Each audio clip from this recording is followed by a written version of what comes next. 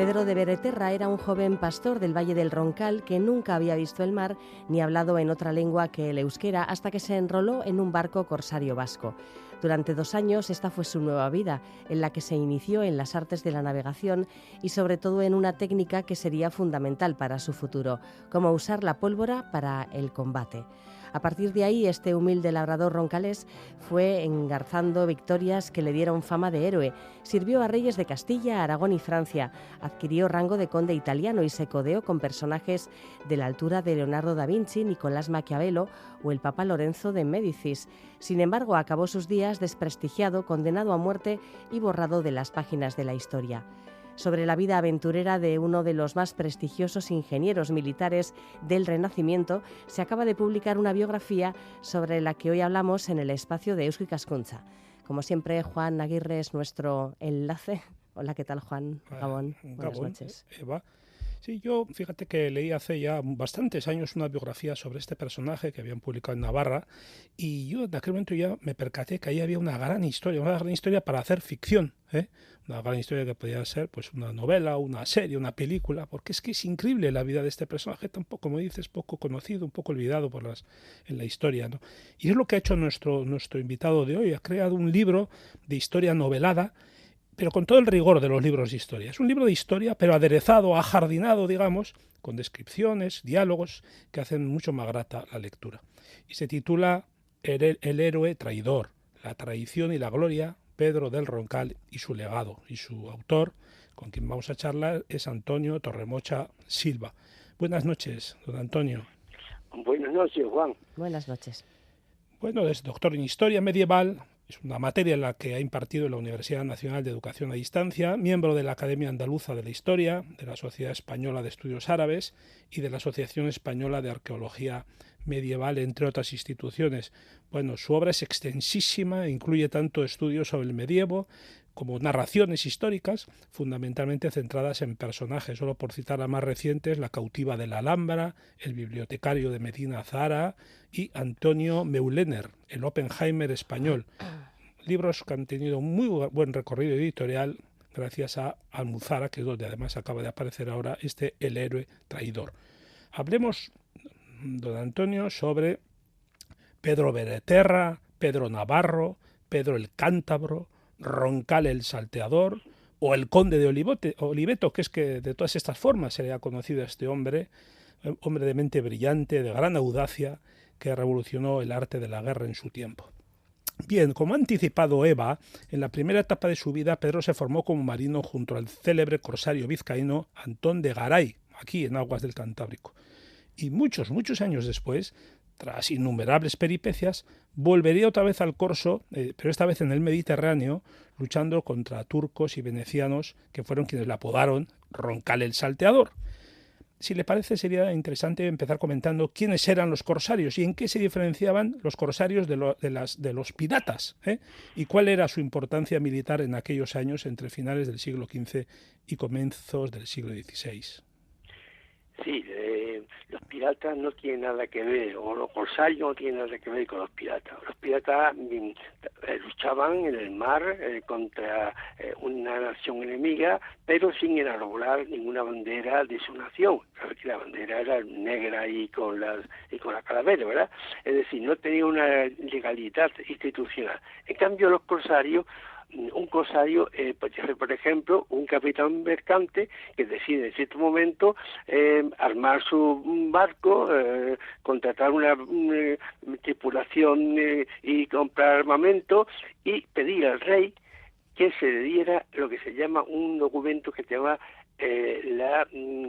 decreto de corso, o decreto de corso, que era un documento, un patente de corso, que era un documento que daba el rey y que permitía al que lo tenía, pues, atacar barcos mercantes de la nación enemiga, pero dentro de la legalidad, respaldado por el monarca. Así fue, había muchísimos corsarios que aprovechaban esa situación de guerra, por ejemplo con Portugal, en el caso que no atañe, para enarbolar con su barco con esa patente de corso y poder atacar a barcos mercantes siempre que no fuera de su nación ni de naciones neutrales. Y así funcionaban y se enriquecían muchísimo, porque imagínate asaltar un barco enemigo, quitarle la mercancía y también apoderarse del barco para venderlo en el puerto más cercano. Uh-huh. Con 18 años, Pedro embarcó en el puerto de Portugalete rumbo a Italia, país en el que se reveló como un verdadero condottiero, o sea, un mercenario. Pero usted dice que, a diferencia del común de los condottieros, Bereterra nunca mostró apego por la riqueza y por los botines, y de hecho acabó tan pobre como cuando salió de Navarra. Esto parece retratar una figura bastante atípica, ¿no? ¿Es Pedro Navarro una rara avis dentro del esquema de su época? Totalmente de acuerdo. Era un ser excepcional, porque cuando él peleaba lo hacía primero por España, después por Francia y siempre por el amor a la guerra, a las armas, pero nunca se enriqueció con su actividad, primero como mercenario, como tú has dicho bien, y después por el servicio oficialmente del rey Fernando Católico o del rey de Francia, Francisco I.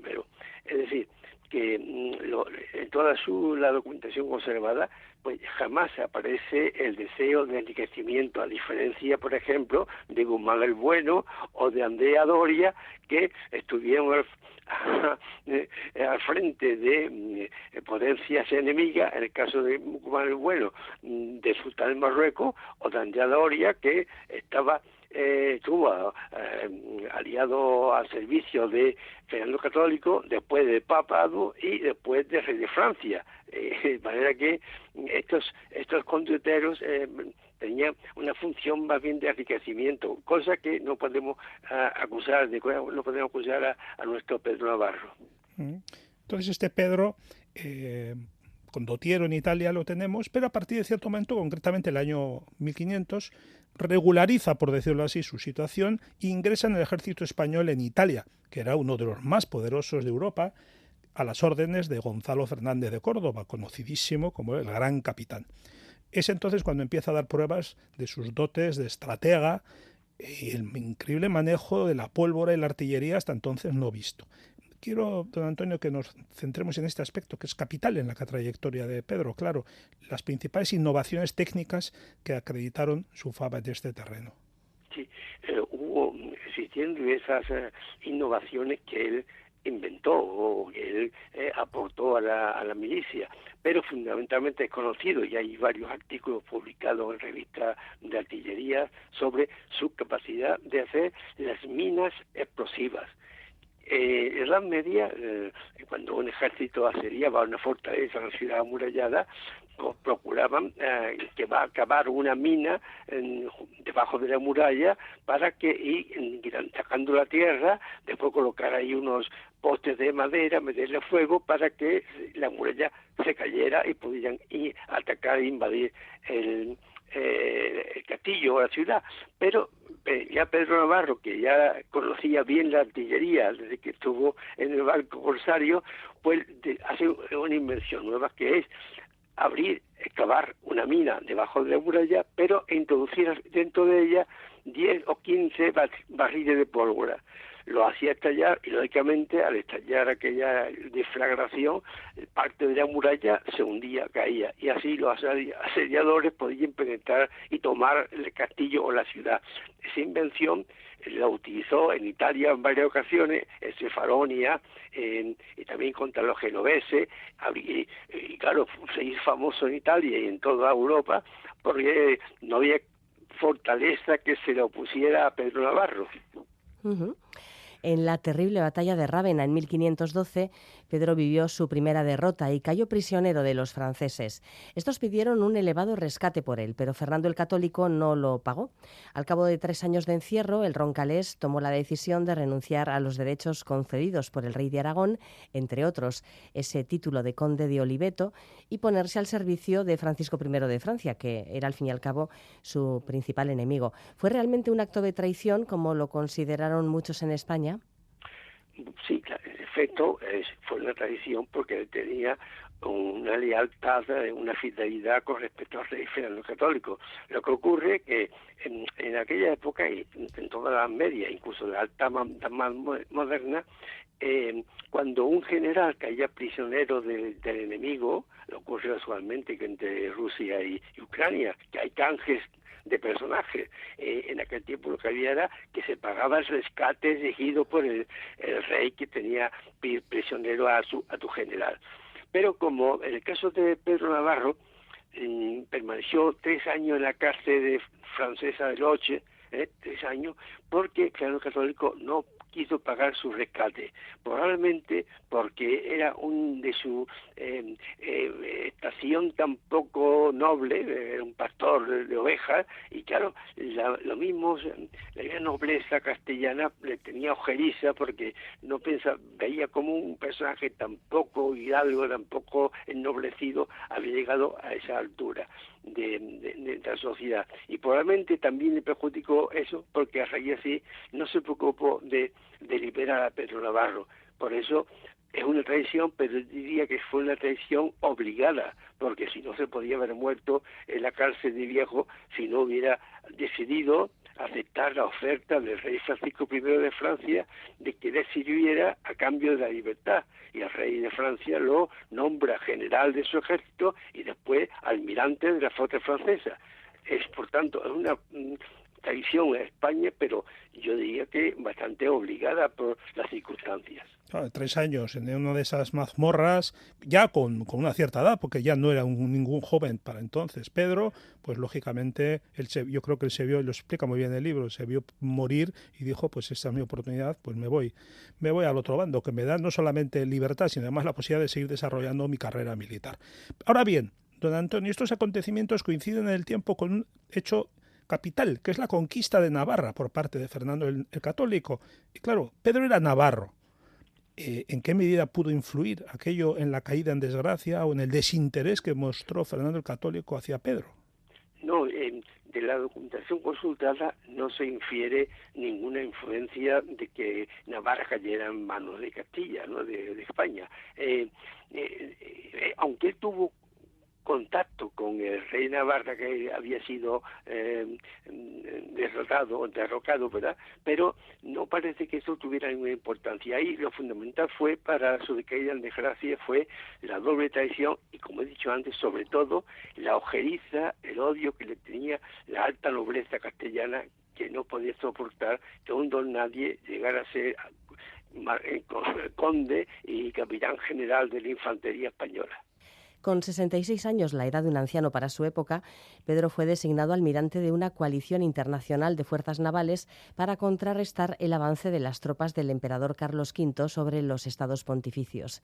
Después de varios éxitos, fracasó en el sitio de Nápoles, la misma ciudad que había conquistado 25 años antes. Fue entonces apresado por los españoles y condenado a muerte.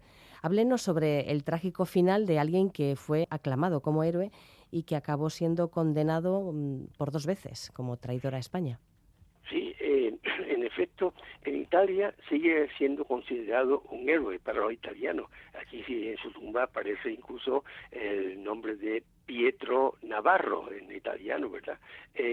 Porque en Nápoles nunca pudieron olvidar que gracias a sus minas explosivas conquistó el Castelnuovo de Nápoles a los franceses y el Castel de Lobo a los franceses. Entonces esto para los napolitanos fue algo muy importante. Lo que ocurre es que la historia iba cambiando, en su paso a Francia pues cambió también la mentalidad de Italia, pero no obstante, cuando es tomado preso y ya Carlos I, ya el nieto de Fernando el Católico, Carlos I llega aquí a España sin saber ni castellano, y además no estaría bien informado de quién era Pedro Navarro, de ese gran personaje, ¿verdad?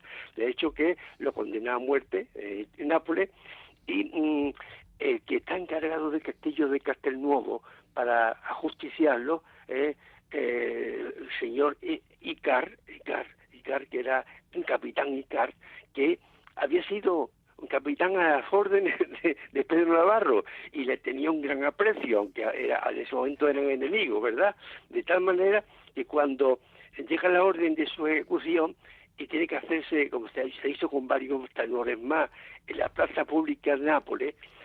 Icare se da cuenta que él no va a permitir esa ignominia con ese gran general que había sido su máximo representante de la milicia, ¿verdad? Entonces llega a un acuerdo con Pedro Navarro y la noche antes del ajusticiamiento público se tiende la cama a Pedro Navarro y con la almohada Icare lo ahoga, lo asfixia y llama al médico de la prisión para que firme de la manera que Pedro Navarro había muerto de muerte natural, con lo cual se evitó la ignominia pública de justiciar a Pedro Navarro ante los napolitanos que tanto lo admiraban.